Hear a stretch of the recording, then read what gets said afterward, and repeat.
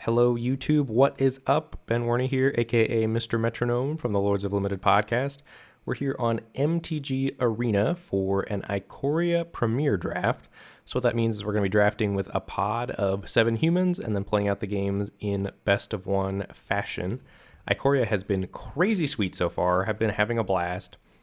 Every time you join one of these, also, you get this sweet cosmetic card. They're a little hard while you're learning the card images, but I do think they're cool for constructed and or, I think once we know the set better. So the way this works, you can see we've got 6 people in the pod right now 7. So as soon as we get, oh no, we're already ready to go. Hot dog, they were waiting on me to click ready. I must have been the last person in the pod. So we check out our pack 1, pick 1 here. Mythos of Nethroi is very good. 2 black instant, destroy target non-land permanent if it's a creature. And if you spend green-white to cast it, you can cast something, you can destroy something that's a non-creature. Uncommons, all mediocre here with Call and the 2 crystals. Commons that stand out, not a lot really. The best common here is probably Essence Symbiote. 1 green, 2/2, whenever your creature you control mutates, put a +1/+1 counter on it, and you gain 2 life. Snare Tactician as well, but we're going to snap up Mythos of Nethroi here as the best card in the pack. So cycling has been really impressive so far in the format. Blue-red Spells Matter has been really impressive. Humans, I think you just need to find a lane that's open. There's so much power and so much synergy at common and uncommon. The format feels pretty fast to me, or not necessarily fast, but you have to be affecting the board early because the format, the games can snowball out of control so quickly with Mutate. It very much is similar to War of the Spark in that way, that's get ahead, stay ahead. So Rooting Moloch is a good one here. 4 and a red, 4/4. When ETBs, exile a card with cycling from your graveyard, and you can play that until your next turn. This also has cycling. Very strong in the cycling deck, and just a powerful card in general if you have good cyclers. Sonorous Hellbonder is good, not great. These guys have been fine. Checkpoint Officer is a good common, probably the best common in the pack. So the question is where we want to go from here. It's any of Moloch, Hellbonder, and Officer. I don't have a strong sense for which is the best of these. So I think I'm going to take the most flexible, which is the Hellbonder right now. And there is a bit of a menace sub-theme. I could see this not being the right pick, though. This is just inexperience on my part. This is about my 15th or 20th draft right now, if I had to guess. Ooh, okay. So we've got a good pack here. The Triumph lands are all very strong. Cycling on a land is powerful, as well as helping you fix any and all of that is great. We're not going to pick that here. Some more crystals. These crystals have really been underwhelming, I think, unless you're going deep on cycling and or trying to cast some of the ultimatums. But the ultimatums honestly feel a little bit like traps to me. Essence Scatter, I think, is the best card in the pack here. So we could take it and head towards blue-black. The Hellbonder is not going to be at its best in blue-black. There's also a Rumbling Rockslide and a Drana Stinger here in red. I think I'm just going to take the Rumbling Rockslide and see where we go from here. I don't have strong feelings about moving into blue or red. This card seems to be going pretty late in these human draft pods. I don't know if it's because it looks like a land destruction spell or what's going on there, but this card is good. You should take it, pick it highly, put it in your deck. All right, so speaking of good cards, we've got another very powerful pack here. So Boneyard Lurker is a great mutate card. We could happily play this in straight black and just plan on playing it for its mutate cost since it has hybrid Golgari symbols in its mutate. Blood Curdle, however, is the best common in the set in my opinion right now and very strong. Going to give something menace to go along with our Hellbonder. So I think that is the pick for us. There's also a Drana Stinger here. I think this card is really good in multiples. I still have this as my second best red common overall. I feel pretty good about that, but right now we're just going to stick with Blood Curdle. And what the other thing this does is let us just get deeper into black and potentially pivot off of red if we need to, depending on what the draft shows us. All right, black's starting to dry up a little bit, which is minorly concerning. So cards that stand out in the pack to me, Checkpoint Officer is a really good one here. As far as white, if we wanted to dip our toes that way, just tap abilities are very strong in general. Essence Scatter, I think, is the best blue common, along with Dreamtail Heron, but I think the cheaper card is more important. This card is really backbreaking when you play against it. There's Go for Blood in red as a cheap cycler, but we're not really heading towards cycling stuff at the moment. I think I'm going to take Essence Scatter and see what comes, as what I believe to be the best card in the pack. There's minor consideration for Checkpoint Officer here, but we're pretty far away from doing anything with white right now, humans and or mutate. All right, black continuing to flow, which is a good sign for us here. This is way too late for Farfinder early in the draft like this. I think this is one of the top commons as an early pick because it gives you a lot of flexibility. It's great to mutate onto as, you know, something that's already replaced itself with a land. It helps you splash. It just does so much. We're not mutating right now, but we could head that way, especially if we're in blue-black.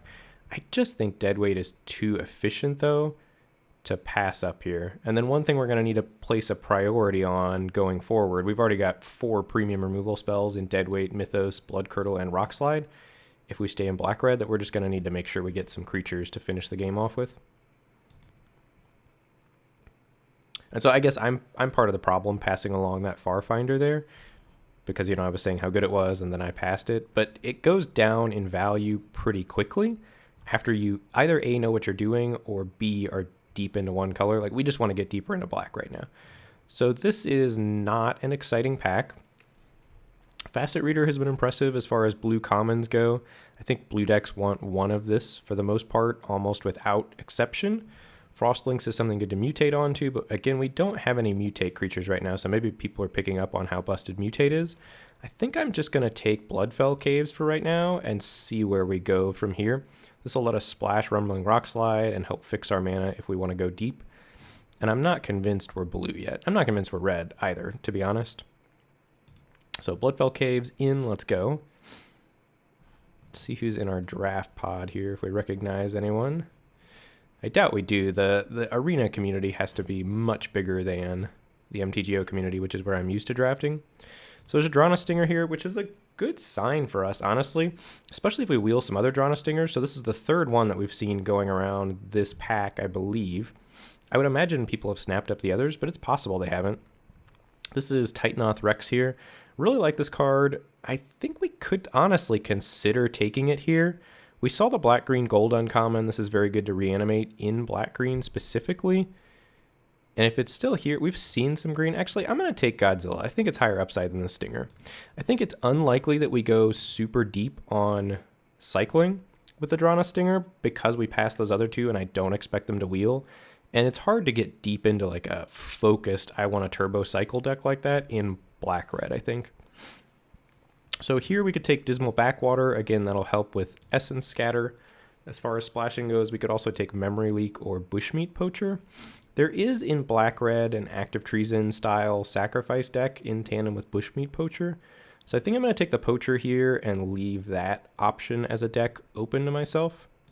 I don't remember if we passed any that we could potentially wheel here. So Marmoset coming back around, that makes us a little sad that we didn't pick the Drana Stinger, because this pays you off for cycling. There's also Facet Reader. I think I just want Facet Reader right now, although I guess we did say we want creatures. This is a fine one.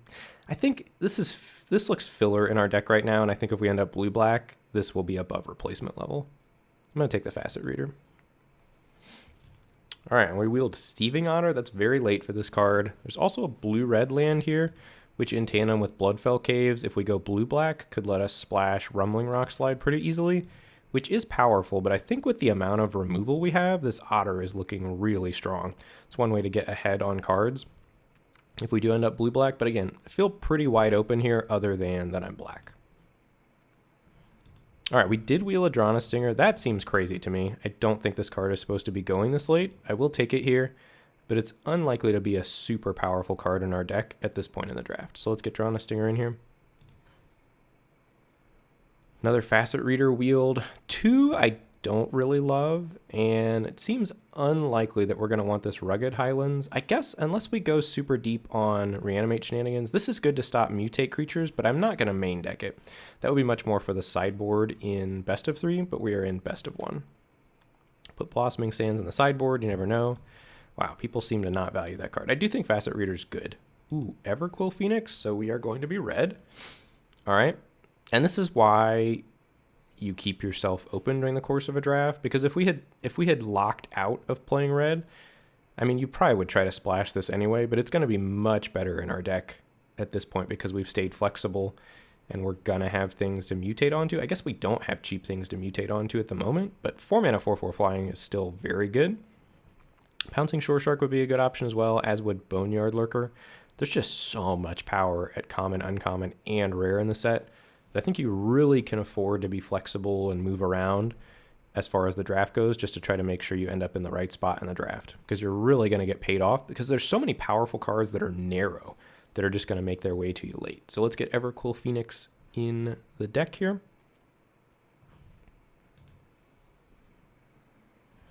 All right, we got past an Eerie Ultimatum. No interest in that. I think that a lot of the ultimatums are just traps.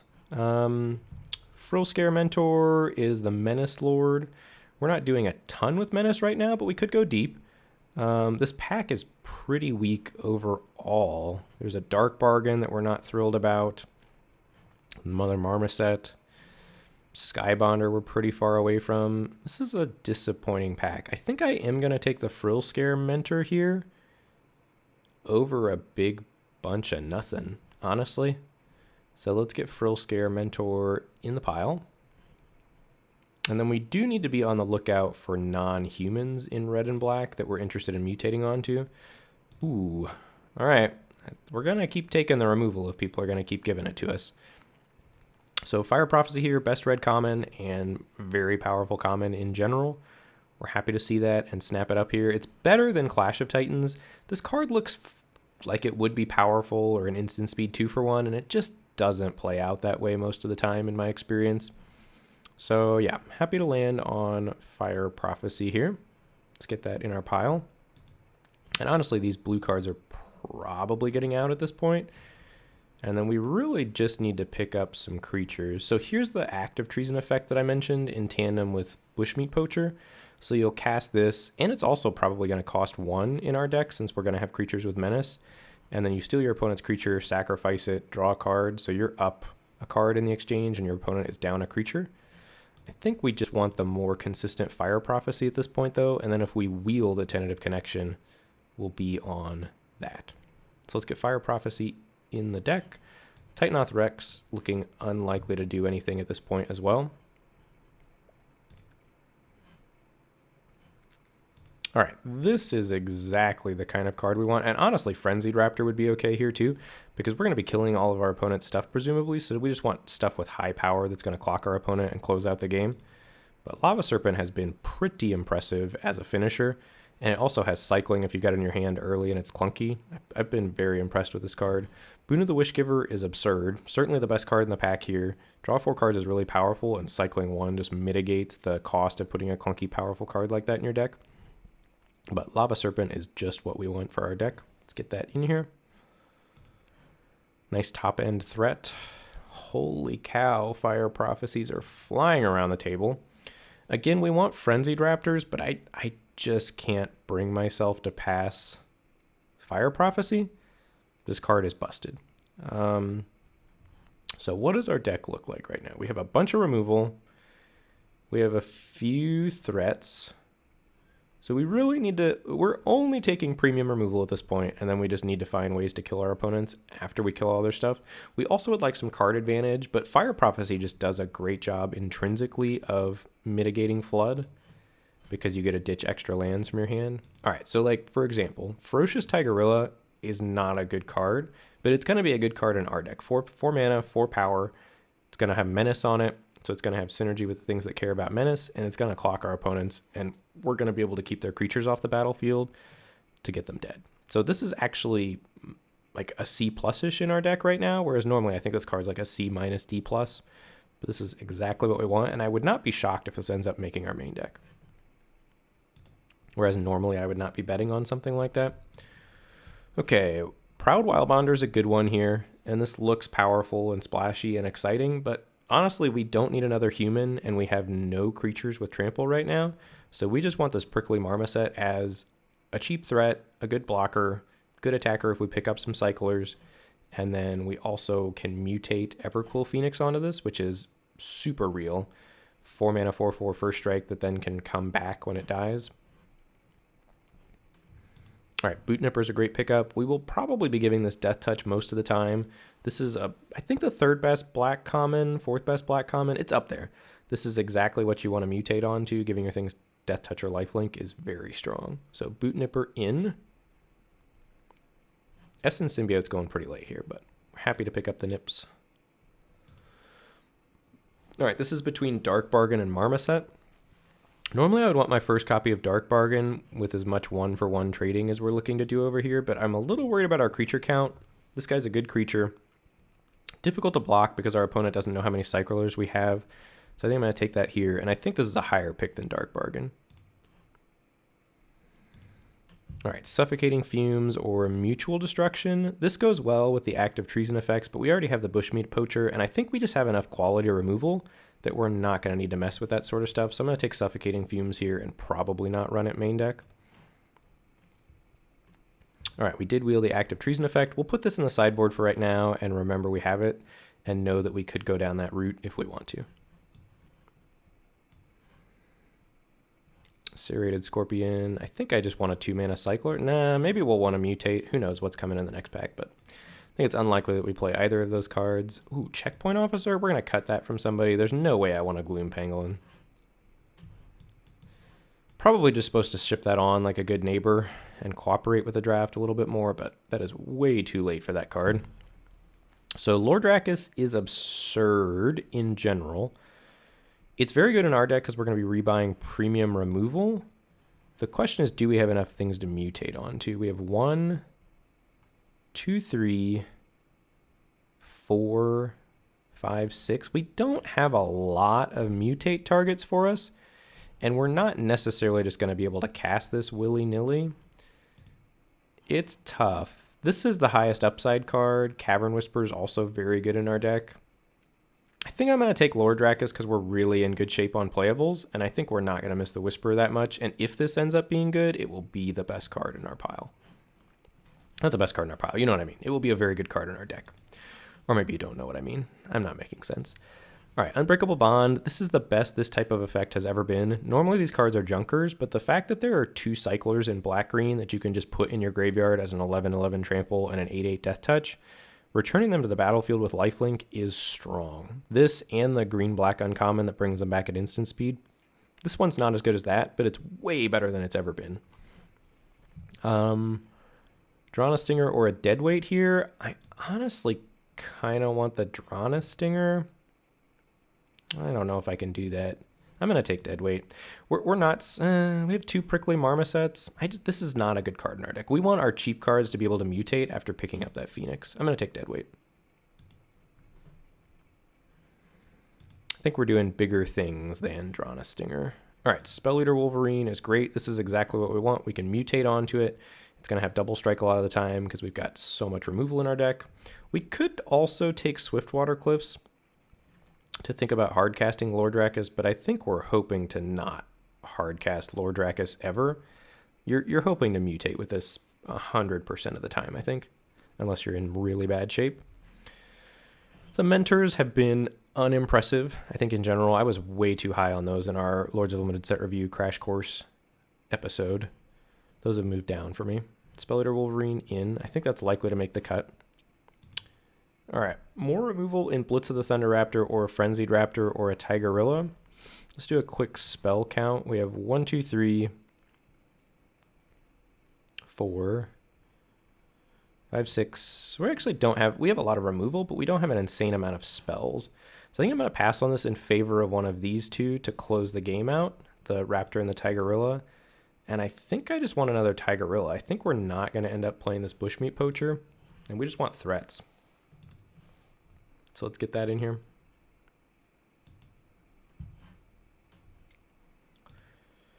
All right, pack is drying up rapidly here. Fight as One's an interesting combat trick. We're nowhere near playing it, but good if you're in the human, non-human deck. Wingspan Mentor, fine. For us, it's one of these 3 cards, and I don't think we want any of them. I'm going to take Unlikely Aid and not be happy about it, just as a combat trick that I'm hoping to not run. All right, Rock Slide or Dark Bargain or Swiftwater Cliffs. for us. So card draw, removal, or I do think I want another rock slide. Yeah, we'll just kill all our opponent's stuff. And we're going to assume we're not going to flood out from Fire Prophecies. And there's a chance we wheel a Dark Bargain. I can't help myself. Yeah, this deck could potentially struggle with big things, and this is another out to big things. None of these cards matter. I'm going to take Footfall Crater, I guess. Put that in the sideboard. So one thing I'm a little worried about our deck right now is that we have high power level individual cards as far as removal goes, but we don't have a ton of synergy. And this is a very synergistic format. We are going to be good at disrupting our opponent's synergy, though. Let's take Suffocating Fumes for the board. Night Squad Commando will probably not get in because we don't have a good curve that requires you to attack to make the 1/1. Gloom Pangolin we're not going to play, but we'll take it. Corpse Churn is interesting. I don't think we want it, though. We'll take a Swiftwater Cliffs here and probably play it and then play the Lord Dracus.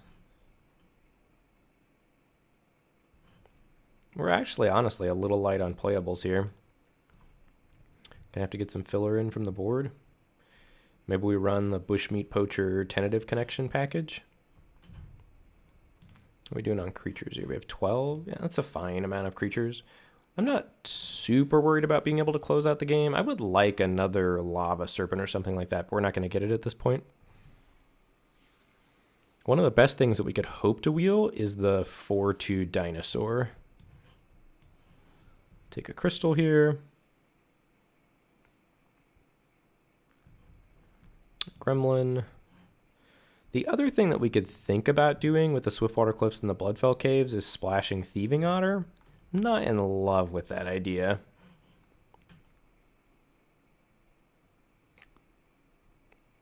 All right, we got another Swiftwater Cliffs. That makes me a little more excited about it. Because the Otter's a way that we can just snowball away with the game. It's going to be much more impactful than anything else. So we really didn't quite hit playables here, which I didn't think was possible in this format.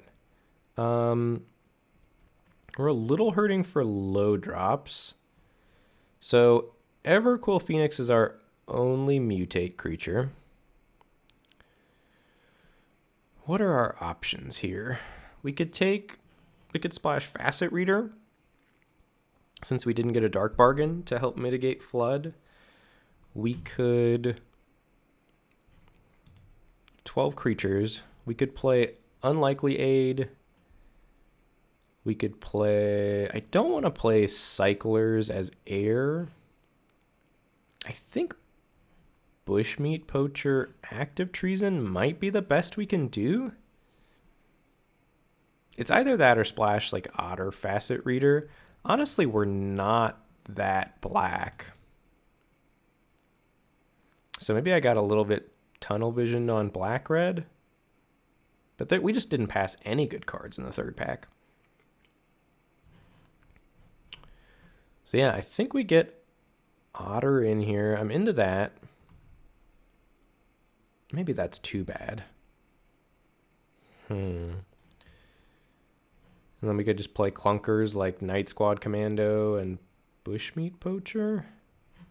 Yeah, I'm not into that. Let's just put some creatures in our deck and play dudes in removal. I don't think we want to stretch our mana. So let's get Commando in here and Bushmeat Poacher. I don't think we need the Active Treason. I'm really not in love with this, though. Just want something with power, and we don't have anything with power. Blister Spit Gremlin seems not worth it.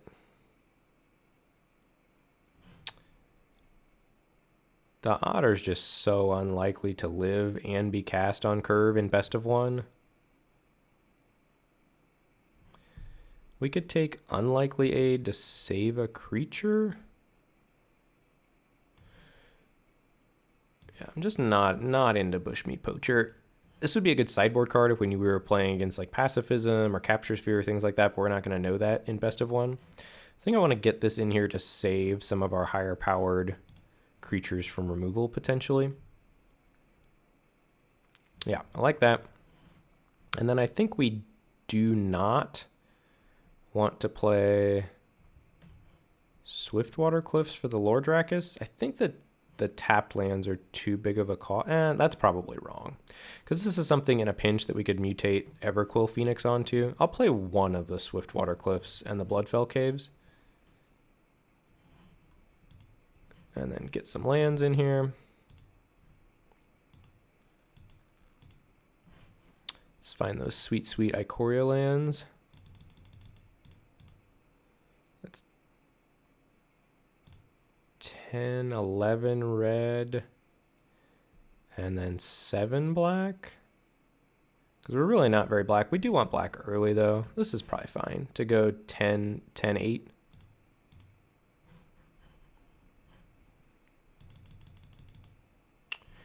And the Mythos is sweet on the deck box. I kind of want Fire Prophecy on the deck box. Look at that eye. That's intense. All right. So let me take a snip of the deck here real quick, and we will be off in the rounds. All right, we're here for round 1 against Cherry Dude, and we've got a good hand. This is going to be one of the problems with our deck, is that we've got a handful of removal and no threats. I'm honestly curious to see how this deck plays out. I don't think our deck is great. I would expect us to go like maybe 5-ish wins. There's possible, though, if we get the right draws of removal and creatures. We really should have picked up one of those Dark Bargains. I think that was the biggest mistake we made in the draft. Drawn a Stinger. Okay. So I think we just deadweight that. We're not in a hurry to try to like do something at instant speed and then, you know, play a threat or something like that. So we'll just trade 1 for 1, buy our time, and hope the Fire Prophecies let us outcard our opponent.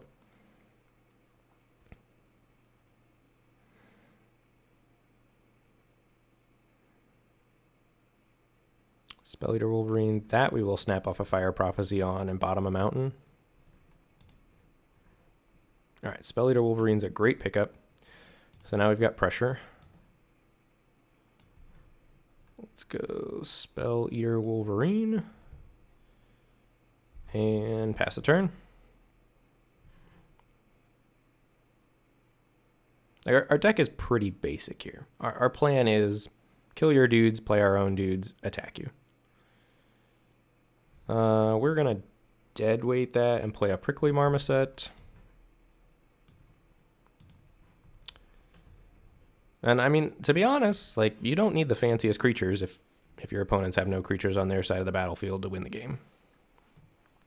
So we have 2 primo removal spells in hand here and 5 power on the board.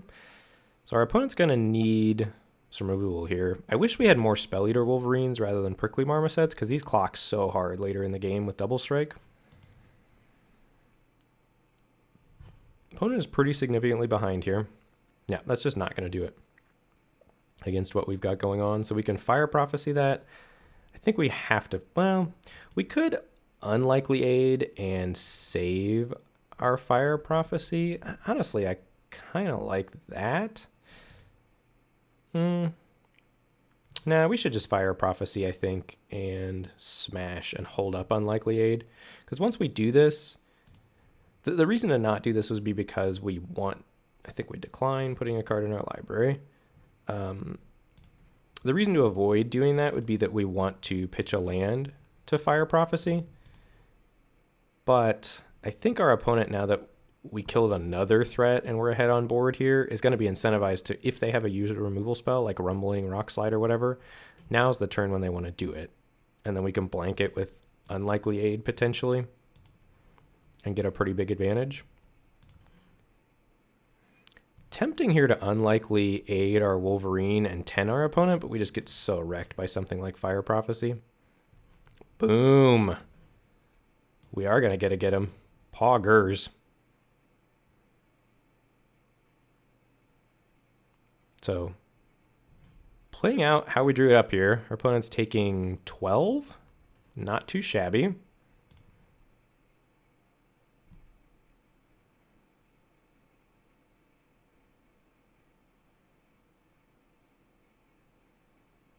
Seems good. Wait, what? Why did we not? Oh, that was first strike damage. I was going to say, why didn't we 10 our opponent? We did. I was a little confused there for a second. I forgot this had first strike as well. I thought that was regular damage they were doing together. All right, opponent anticipating, digging desperately for an answer here. They're going to need back-to-back removal spells because we've got answers for creatures they might play.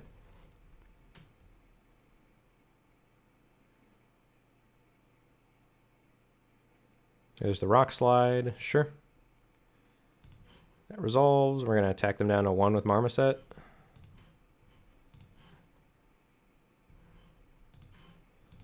Smash. And so the reason you can sort of start to see here, the reason our deck really wanted a Dark Bargain is that all of our cards trade 1 for 1. So the way that we get ahead on cards, the only way we really have to get ahead on cards is Fire Prophecy and binning lands. Like, we don't have a lot of 2 for 1s in the deck per se. So they're digging. And they found another removal spell. That's good for them. So the game's going to go a little longer here. We got to pass the turn, I think.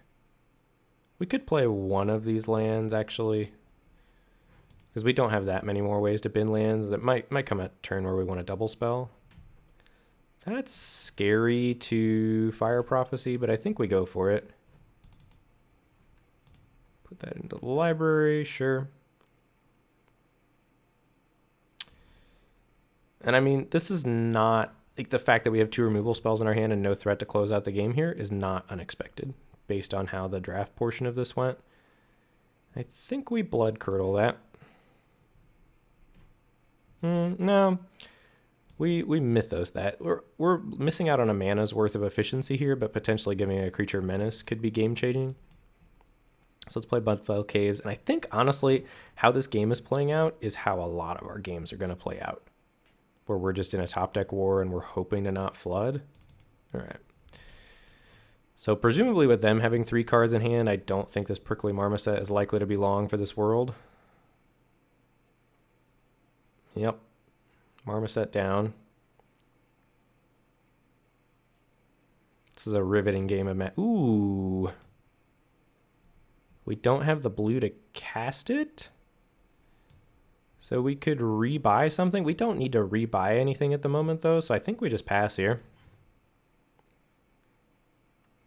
With our opponent at 1 and us at 21, I like our chances of being able to squeak through a win, especially with a card like Blood Curdle in hand. Frostlinks as a 2/2, you got it. Prickly Marmoset extra locked down. Let's play a land and say go. We can afford to take 2 from this for quite a while.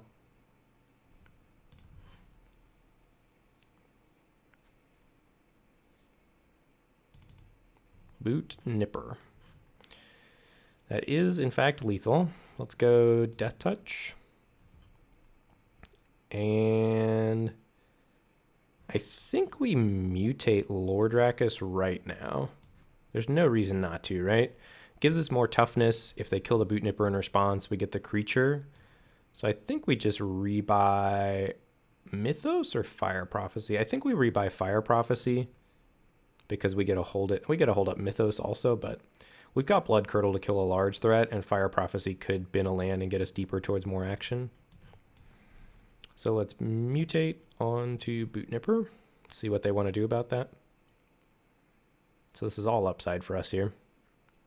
Either they kill Boot Nipper in response and we get another threat, or we get a removal spell back. All right, we want to go over.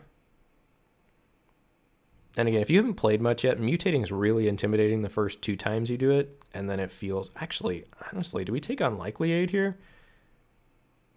I kind of like that. That forces them to have a Capture Sphere type effect. They debate me? Okay, that would have been pretty sick if they had waited and then had Fire Prophecy and then this was a dead card in my hand. So let's pass.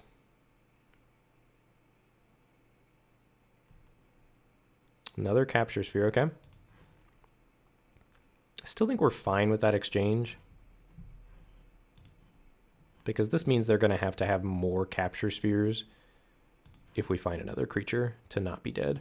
And I presume we will find a creature before... Ooh, that's something we're going to have to kill. Okay. So wishing this were Fire Prophecy pretty hard right now. I think we have to Blood Curdle that.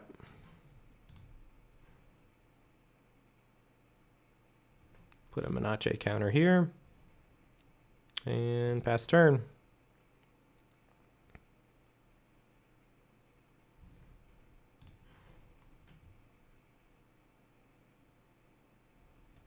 Momentum Rumbler, that's another threat that's gonna need to be dealt with quickly. All right, we got a Tigerilla, so we choose Trample or Menace. I think we choose Trample.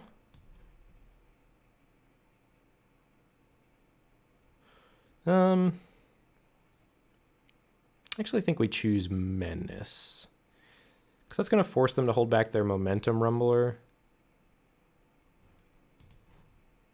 Like, theoretically, we kill them with the Unlikely Aid on this, but I think it's more important to make them double block and 2-for-1 them with Unlikely Aid.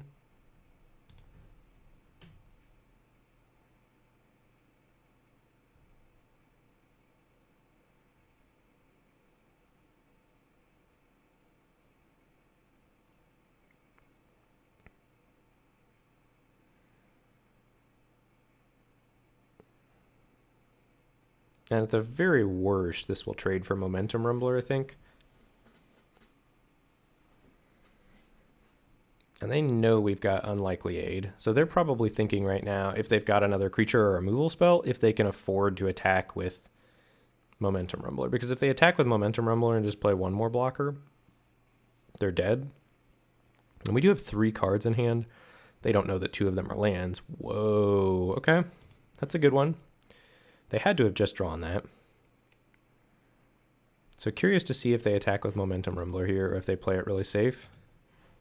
They're playing it really safe. I think that's smart on their part. We already have Menace on that. That's sad.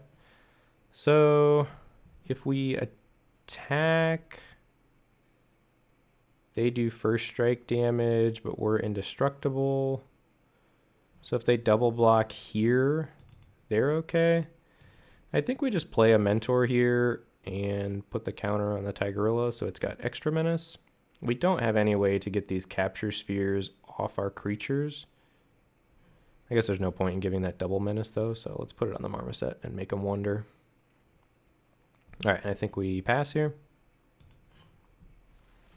And just bide our time until we draw removal or the opponent draws removal.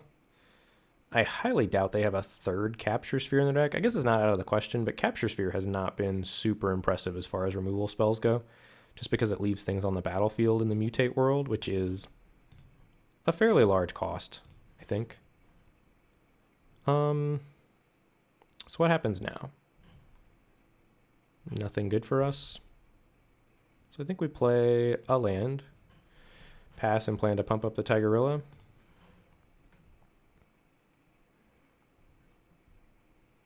Send things back towards the opponent. It's a tight game. And unfortunately, I think we're going to have a lot of games like this.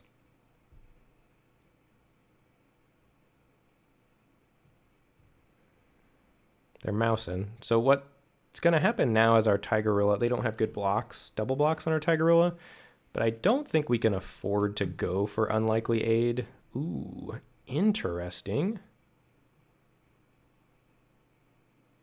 No blocks. So they must have drawn action, or they're just dead here.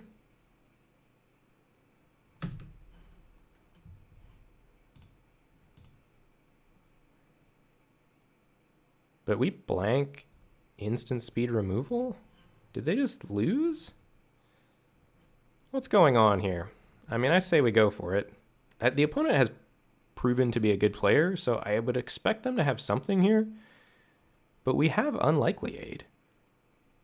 They could have the Great Shark, but stuff like that is just going to savagely blow us out. So I don't think we can afford to wait any longer. I think we got to attack here, and I think they probably drew something and we're going to lose.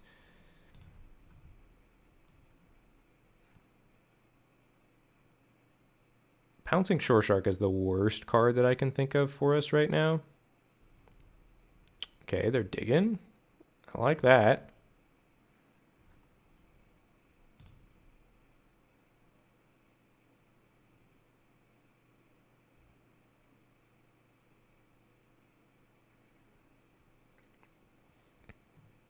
They're thinking. Feels like they might be dead here. I think they would have just snapped it off if we were losing. Sure. Put this first, I guess. I think we just let our thing die. There's no instant speed bounce in the set.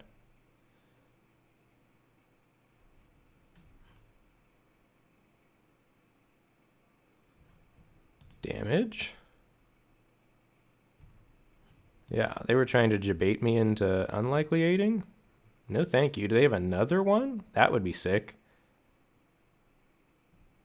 All right, we got them. That's weird that they left themselves dead. So they were hoping that I misplayed, I guess. All right, we're here for round 2 after winning narrowly in round 1 on a top deck war. We will keep this hand. It's very strong. And again, you saw, so this is one of the dangers. Like, our deck has millions of premium cards, but we don't have the card advantage to consistently get up on cards. Like, the opponent mulliganing here is big game for our deck. That's a huge advantage for us. Because our game plan is literally kill your stuff and hope that we've got stuff left when the dust settles. What does this do? +1/+1 for each card in your graveyard. Golgari mana X, sack a creature, search your library for a creature card with converted mana cost X or less, put it on the battlefield, and shuffle your library. So that's good. I mean, we're going to Fire Prophecy that, and I think bottom a Swamp. It's like medium greedy. But I think it's our deck loses by flooding out. We're not going to lose by staying on too low of cards for too long. Sure. That's a little scary that they have something they can mutate onto. But I think we're going to leave it alive. So let's pass. Hopefully they don't have a terrifying mutate monster here. Like Cavern Whisper, whenever it mutates, they could have cast that anyway, so we Fire Prophecy in response here. So that they don't get the trigger. I don't think we put a card in our library, though. So I will decline that. It's tempting to put a land in there, but we really need to make sure we can play Tigerilla here. The other thing we could do... Actually, I think we just need to rock slide that away. We can't leave that on the battlefield. Because if they mutate onto that and get back Fiend Artisan or something, we're just in such bad shape. I do think our deck is going to be set up pretty well against the mutate decks because they rely so much on having a curve of creatures that snowball, and we're going to be able to disrupt that chain pretty easily. Imposing Vantasaur, sure. That does not stop my army of Tigerillas. Menace Tribal, let's go. So it's tempting to hold up Unlikely Aid here, but I think if they could have killed our Tigerilla, they would have. The only reason to kill that, I think, is actually to play around something like Ram Through, because that's a reason to play Vantasaur there if they have a... Okay, that's fine. We can Mythos that. Mythos, rather. All right, kill you. Attack you with 2 Tigerillas. Boom, boom. And now I'm pretty sure the opponent is quite dead. We can Fire Prophecy most cheap threats. Removal doesn't get him out of it. Yeah, they are very dead here. And this game was a lot easier because we didn't flood, the opponent did a little bit, and they mulligan. So like the problem of our deck not having card advantage didn't come up. And when that happens, I think we're just going to win pretty handily like this.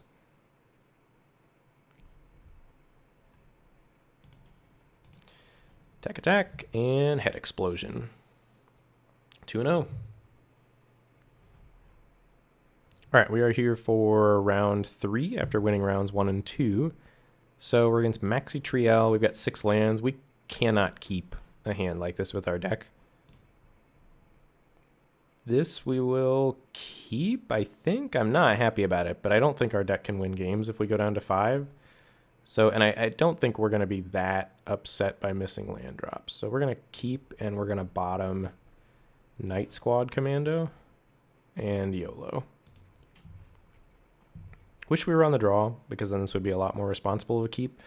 But I literally think our deck is significantly disadvantaged by going down to 5.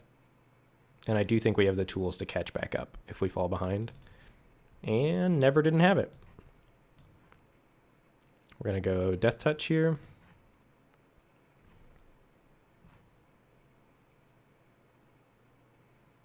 One more land, please. We'll use my 1 time for the day. We're probably already out of 1 times after that Savage Rip. Wow, main deck Blazing Volley, huh? All right, let's pass. And again, we'll Fire Prophecy, but I don't think we're binning cards. We just literally need to not flood out.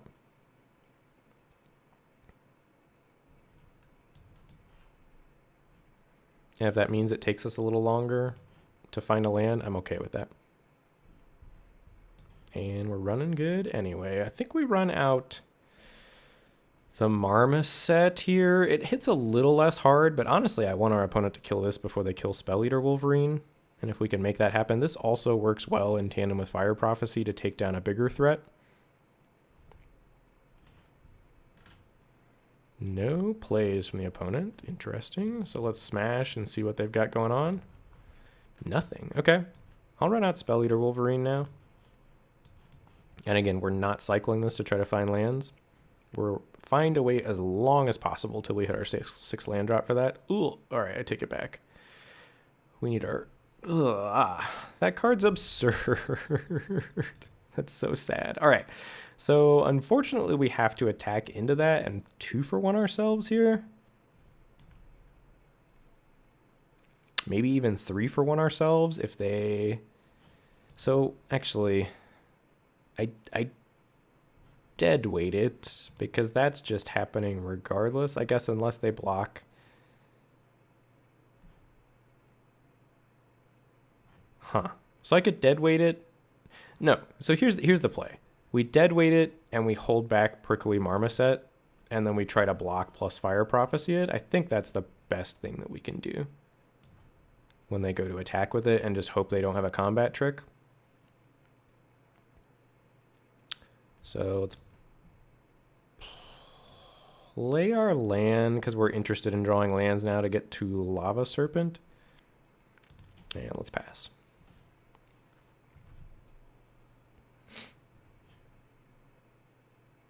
What an absurd card. Crystalline Giant. That is also something we need to kill stat, unfortunately. Okay, and they're going to put Menace on the Crasher, presumably. That's terrifying as well. Please attack me.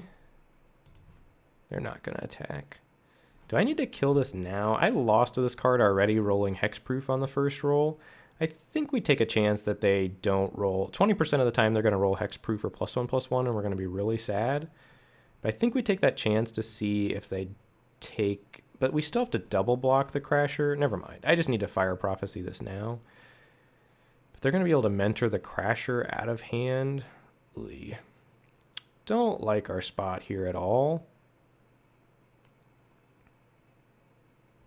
I think we got to get this giant off the battlefield, though. This game's going to go long. And that's going to need to be dealt with over the course of the game. I think we do put Lava Serpent in the library, unfortunately, because we just need to find removal as quickly as possible. All right, we did it. So that's encouraging. What does that make me want to do? I guess that makes me want to Blood Curdle and just smash. Put a menace counter on our Spell Eater Wolverine.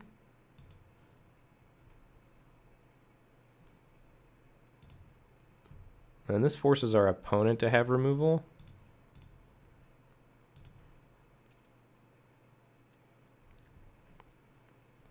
All right.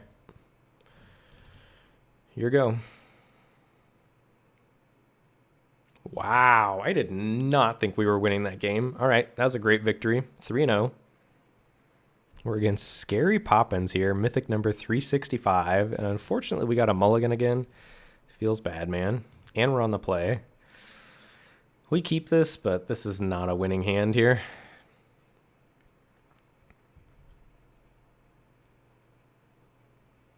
Opponent thinking about whether or not they want to mulligan. We keep 6, bottom of mountain. And I don't even know what we're hoping for here. The opponent to have a ham sandwich of a deck. Land your go.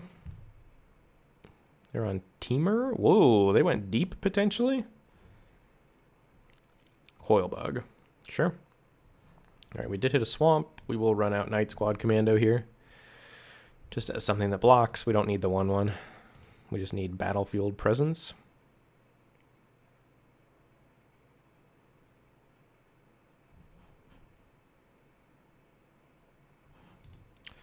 All right, we will... Oh, opponent stuck on lands? That's a way we could win this game.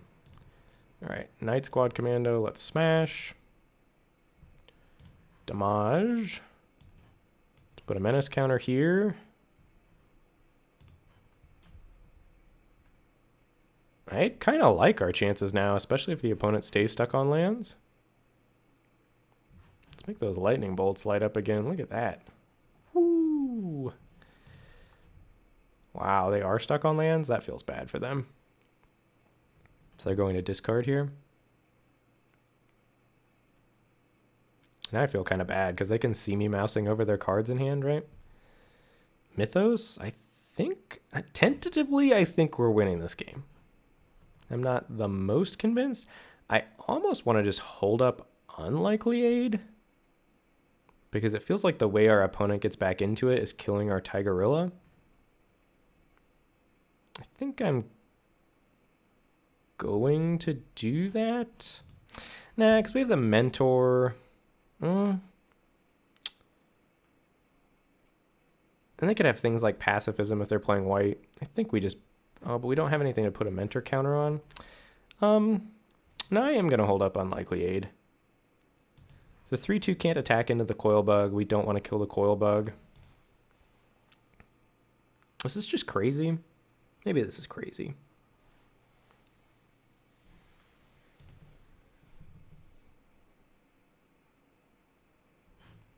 Let's play a Mentor.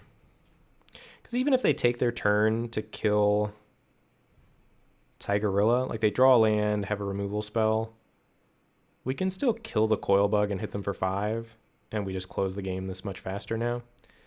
So I think we Mythos down this Coilbug, which is some huge overkill, but that lets us hold up Unlikely Aid. Don't like winning games of Magic this way, but take whatever I can get. Let's Hulk Smash. And pass. Don't think there are any cards in the format to get our opponent out of this.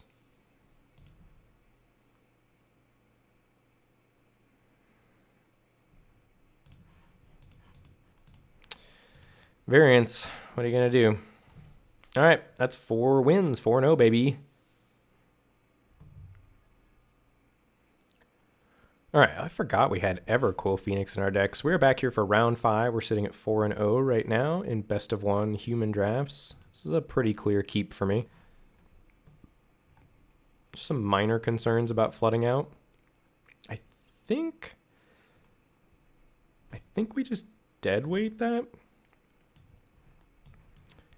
Against these mutate decks, I think you just want to disrupt their mutate chains, and I would assume anybody that's got Almighty Brushwag in their deck is mutating. All right, Toronto Stinger, let's go.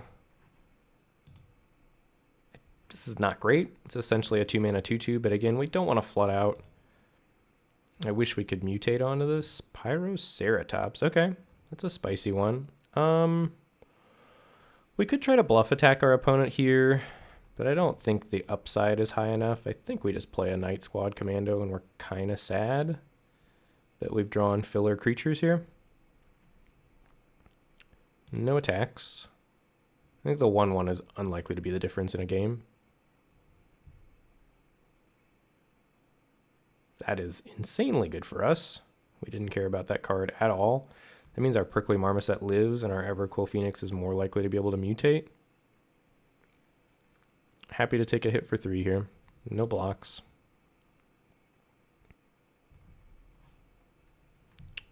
Drawing both tapped lands is a bit of a bummer. I guess it's better to get down Swiftwater Cliffs in case we need to play our hybrid uncommon for whatever reason. And I guess no, we shouldn't attack. That's greedy. Because maybe holding both these creatures back incentivizes our opponent to not attack with Pyroceratops.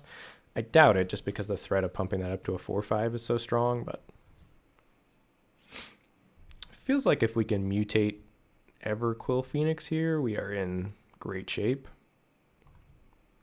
But I think it's likely that they have, removal. That's fine. This is still a strong card to play in and of itself. I don't think we're going to wait around to mutate with this. We could, knowing that they're green-red and that a lot of their removal might have fight spells involved, we could Blood Curdle that before playing the Phoenix. I do think I like that. And we don't need a Menace Flyer. So let's kill that, put a Menace counter here, start getting our opponent dead with Drawn a Stinger.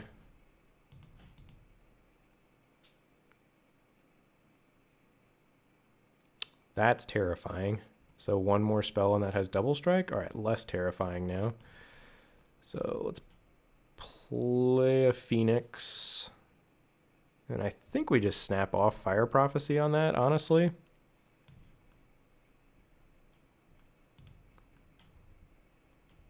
Decline to put our Phoenix into our library.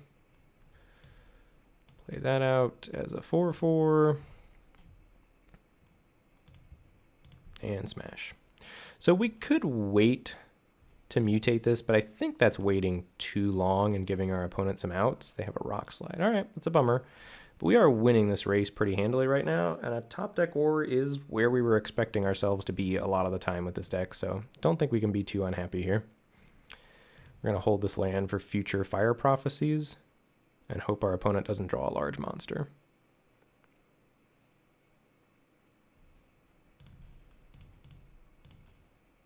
I think we play a land here in case there's a world where we Fire Prophecy and we want a double spell.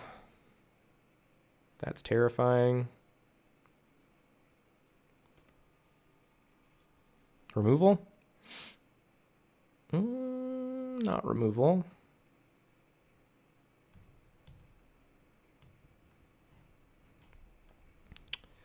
Let's attack with a Stinger.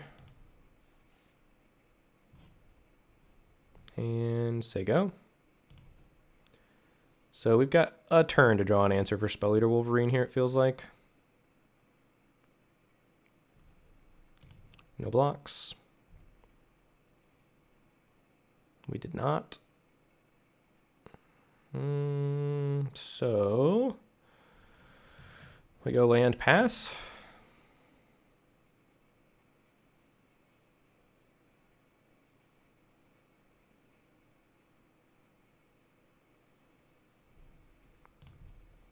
And we double block. And we get 2 for 1 here. That's not the end of... Oh, wow. That is insanely good for us. The opponent not attacking there, I think, was a gigantic mistake. I'll take it. Because now we've got... Wow. They definitely should have kept their foot on the gas pedal there, I think. Another Wolverine. I don't think we care about that much at this point.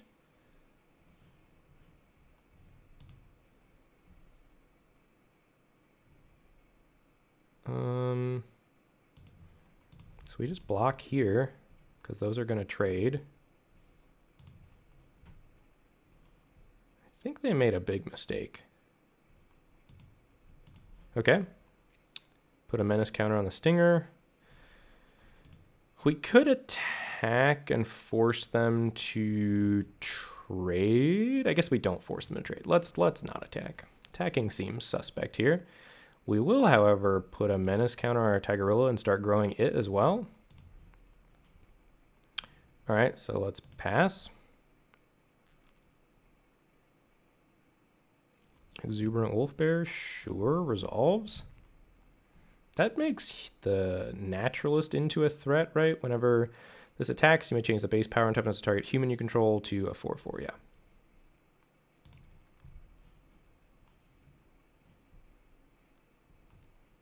All right, let's grow some menace creatures. A removal spell here really puts us in great shape. That is good. So what do we get back? We could give this menace so that it pumps itself. That's kind of spicy. Actually, do we just have lethal then? No, not quite. So if we get back Blood Curdle,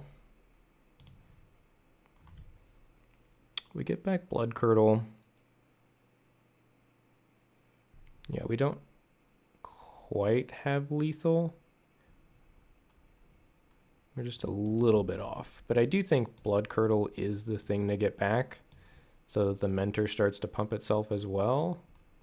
So let's go red, red, mutate here. We want to go under so that the Tigerilla is still on top. Get back Blood Curdle.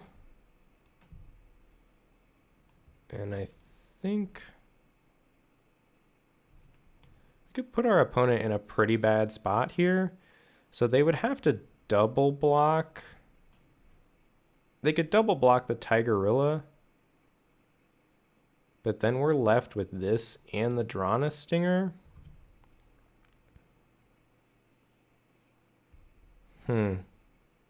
Is that worth it? I think so. It feels good to get their side of the board clear. We haven't played a land yet, right? So let's go land. Blood Curdle the Wolverine.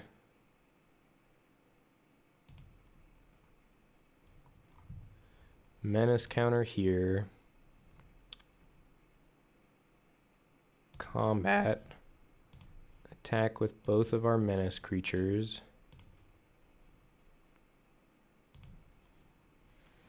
They have to double block the Tigerilla. I guess we don't kill both their creatures, we just kill the Wolf Bear. I still think that's worth it. We put them on having to top deck a creature most likely. So Wolf Bear goes first.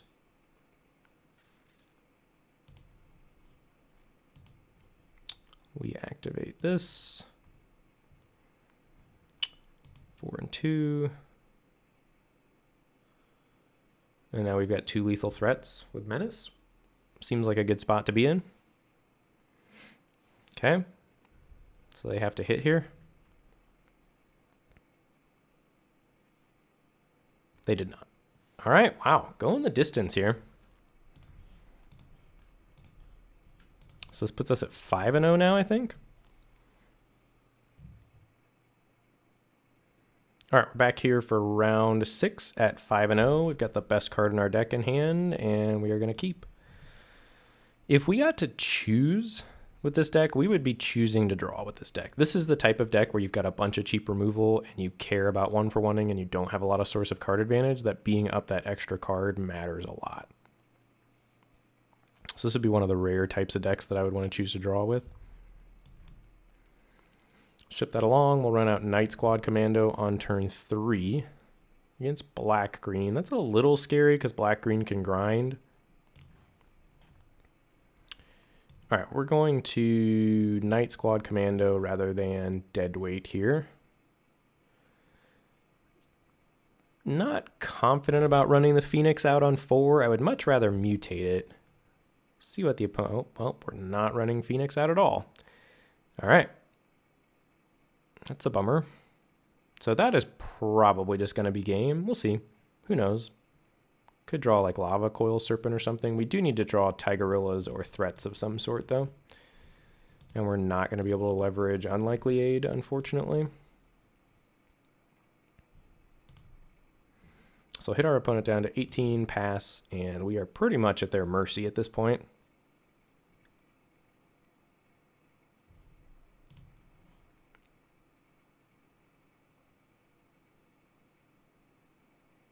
See what they've got up their sleeve over there. Grim Dancer, okay. That's something we will probably just snap Mythos on. Not at instant speed. We're going to wait to see if we draw a Fire Prophecy or something like that. All right, so now I think we snap off the Mythos. And hit them for 2.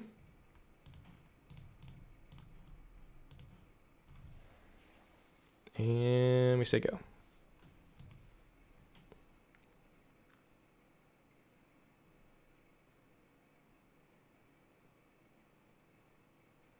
Boot Nipper, okay. We are happy to deadweight a Boot Nipper if they don't mutate onto it already. Take 2. Honestly, like a Tigerilla and our opponent not having a removal spell, and we're kind of in this game. Drawing all these lands is a huge yikes. So let's deadweight that bad boy down. Smash with the commando.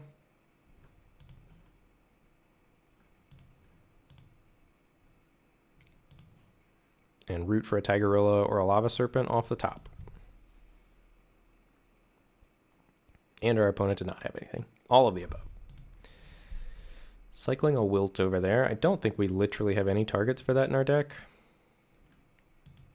Are we just literally going to bash with some 2-powered creatures here? Surely they've got action in hand, yeah? No? Wow, and we drew the Tigerilla? Are we doing it? I think we might be doing it. Streamer whitelist, YouTuber whitelist here. Feels good, man. Let's go Menace. They have to have 2 removal spells to get through this Tigerilla?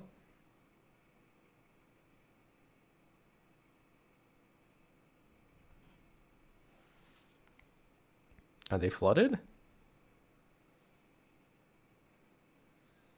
No world where we're blocking this Coil Bug with the Tigerilla.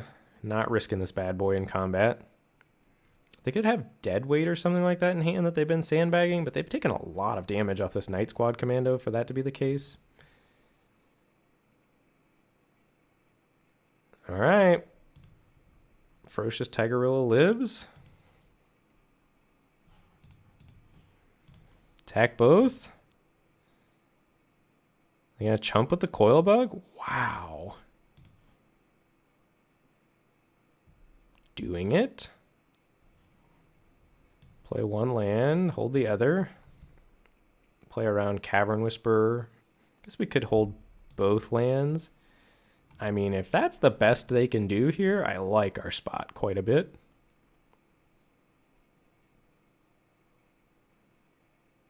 Uh-oh. Don't look at your graveyard.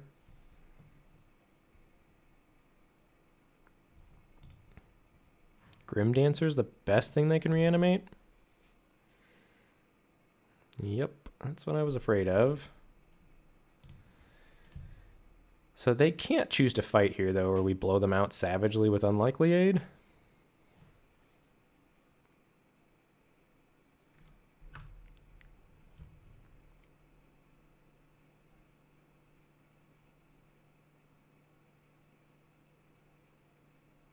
So they are choosing to fight here, correct?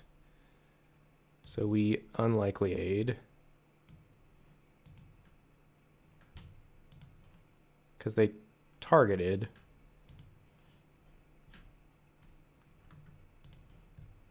So I think that means they are fighting.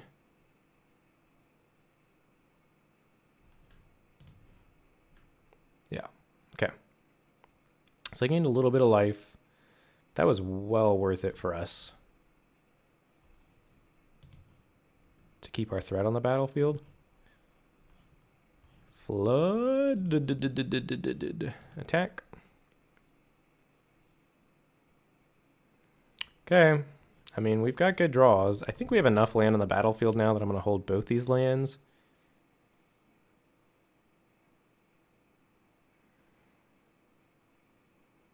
It's going to be tight. Humble Naturalist. Okay, so they have double blocks on the Tigerilla now. Removal. Yes. All right, Fire Prophecy down the Naturalist.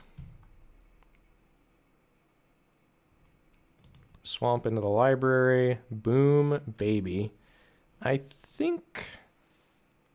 Do we go for it here? Killing that Coil Bug feels so bad. So how do we lose? They chump with the Coil Bug on the Commando, go to 1. They rebuy the Coil Bug, they play Coil Bug and 2 more creatures? Or... There's just no way, right? I think we just slow roll the Rock Slide here. Because I think they have land in hand. I'm not 100% confident in that. But I think the sequence of draws they would have to have are just absurd to not be dead here. And they didn't return Coil Bug EOT, so now they're really choked on mana. So even if they draw removal, we can still Rock Slide the Coil Bug after they rebuy it. Okay, they drew removal. All right, so we win. Rock Slide you down. Kill you with Night Swad Commando. Wow, I did not think we were winning that game. 6-0, let's go. Victory. All right, we are here in round 7, sitting at 6-0, going for the clean sweep, and we've got to keep, and unfortunately we are on the play yet again with some of the weaker cards in our deck in our hand. So don't love our spot here again. Opponent is deciding whether they want to keep or mulligan, but I keep saying I don't love what's going on, and we keep winning, so maybe I'll just keep playing it cool, and the Magic Online or the Magic Arena gods will keep rewarding my humbleness. So apparently they've got a doozy or they are AFK over there. All right, they decided to keep. Mountain, we're going to run out this Drana Stinger, but unfortunately it's essentially a 2/2 bear in our deck. But, I mean, we just do need creatures to attack the opponent with. You've seen how the games have played out. All right, Stinger as a 2/2, let's go. I forgot this was in our deck. We haven't played that yet. Sprite Dragon, that's terrifying. I guess we are very well set up to handle a Sprite Dragon deck, though. So I think we run out the Howl Bonder here, despite it being 1 less power. Because we want to try to get a Mentor counter on something. I think that's probably unlikely to happen, because we don't just have that many creatures periods. We're going to have to get pretty lucky on top decks, but we have been getting pretty lucky on top decks all game. All right, so we will probably take this next turn. We can afford to take hits from the dragon, though. I'm going to keep trading here. Let's run out Frill Scale Mentor, because ideally we'd like to find a less valuable removal spell than the Mythos to use on the Sprite Dragon, but if we have to, we have to.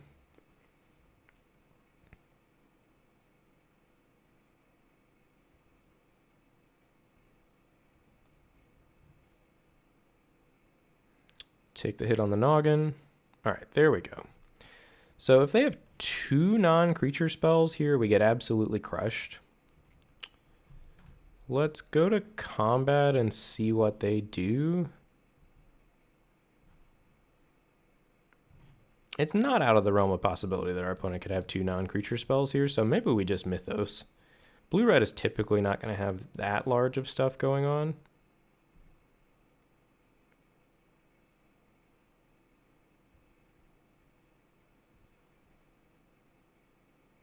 Cycling a Shark Typhoon. Okay. What does that mean for me? Have I played a land yet this turn? I'm on the play and I've hit all my land drops, so I think the answer to that is no. So we're a little punished here. Well, I guess it's 6 one half, doesn't another. So I do think we want to Fire Prophecy that down. And then we'll go land Mythos on the Sprite Dragon. We decline to put a card into our library. That resolves. Damage. Let's go land, and I think we just kill that now while the killing's good. I guess the reason to wait is if they play a blocker. Like, we're winning right now. And then if they tap out for a removal spell pre-combat, we can always get it. Like, keep safe is really the only thing that blows us out here.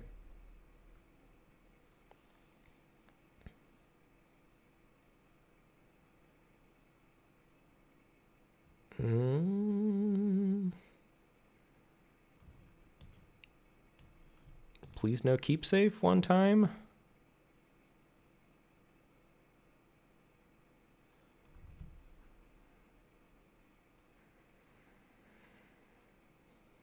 All right, we stopped them from mutating. That was pretty big, because getting back Sharknado would have been absurd. All right, we have a deadweight. I guess we do that. Feels really bad if they can mutate onto that. But it does give us attacks. I don't think deadweight's doing anything else at the moment, so I'm going to deadweight and smash. I think we want to push damage with something like Lava Serpent in hand ready to go off. Let's smash.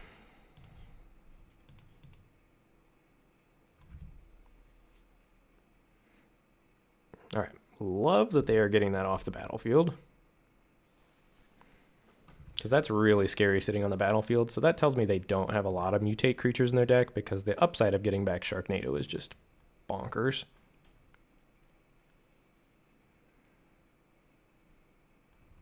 All right, they've got their own Serpent. So if we draw a land, we can have Duel the Serpents.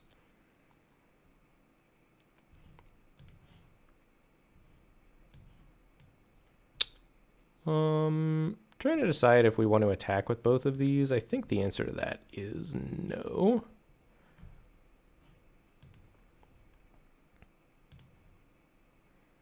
I assume they're trading off here.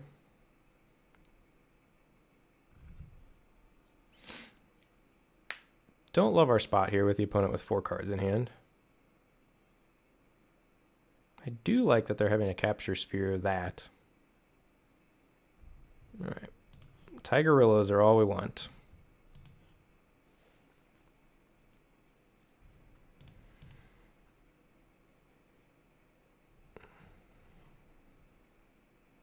Frostlinks, okay.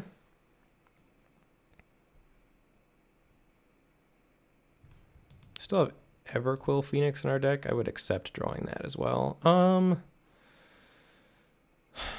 don't think I care about the 1/1 at all. I just want to get this down, because we don't even know if our Drana Stinger is going to have good attacks next turn. Let's pass and ship it along. We're holding this land in case of other Fire Prophecy discards.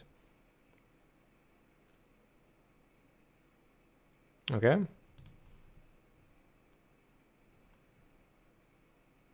I'm going to hold back Drana Stinger.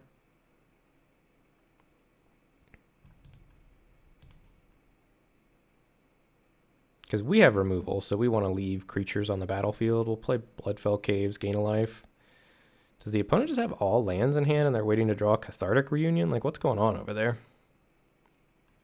There's the Tigerilla. Now I kind of want to make them trade off with this, because we want bodies off the battlefield for the Tigerilla.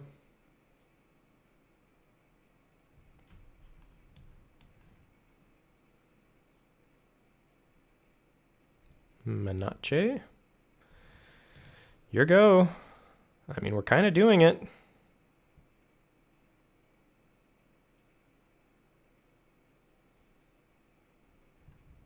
Combat. Tapping down Frostveil Ambush? That makes sense. All right, let's run out of Marmoset. The fact that they just essentially discarded a card is pretty good for us, though.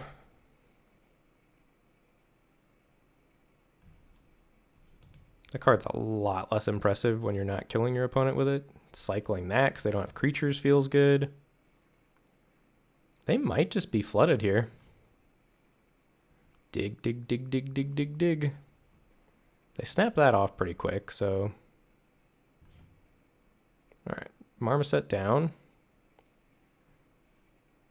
Hello. We just play that, right?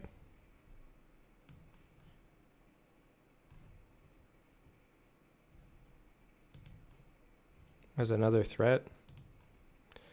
No need to mutate that here. Oh, no, no, that's tapped down. Okay. So the opponent's got to have a lot of removal to not be dead here. Wow, the 7-0. We did it. Those were some scrappy games. So you saw, I mean, our deck's good. I think takeaways from this are removal's very good. When you have the quantity of removal that we've got, you really want to make sure that you've got filtering to go along with that so that you up cards or card draw. Like this deck really could have used like 2 Dark Bargains or something like that.